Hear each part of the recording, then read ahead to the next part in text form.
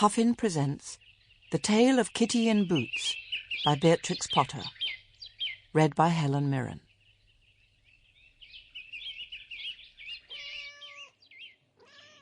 Once upon a time, there was a serious, well-behaved young black cat. It belonged to a kind old lady who assured me that no other cat could compare with Kitty. She lived in constant fear that Kitty might be stolen. I hear there is a shocking fashion for black catskin muffs. Wherever is Kitty gone to? Kitty! Kitty! She called it Kitty, but Kitty called herself Miss Catherine St. Quentin. Cheesebox called her Q, and Winky Peeps called her Squintums. They were very common cats. The old lady would have been shocked had she known of the acquaintance.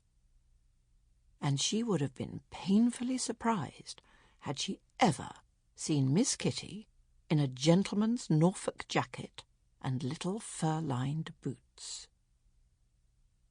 Now, most cats love the moonlight and staying out at nights. It was curious how willingly Miss Kitty went to bed. And although the wash-house where she slept, locked in, was always very clean, upon some mornings Kitty was let out with a black chin, and on other mornings her tail seemed thicker, and she scratched. It puzzled me. It was a long time before I guessed there were, in fact, two black cats. If we had been outside the wash-house one summer night by moonlight, we might have seen one black cat cross the yard and jump upon the window-sill. "You are late, Winky Peeps," said another black cat inside. "Sorry, Squintums," answered the first black cat, unfastening the outside shutter. "I object to being called names," said Miss Catherine, jumping gracefully out of the window. For this was naughty Kitty's plan. When she wanted to go a-hunting, Winky Peeps opened the window and came in, to wait till Kitty came home. Tonight he stopped outside.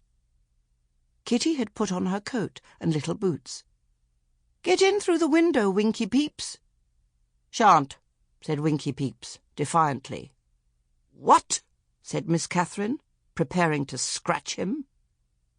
Winky Peeps changed his tone and began to purr and coax. "Please, Miss Kitty." Sample complete. Ready to continue?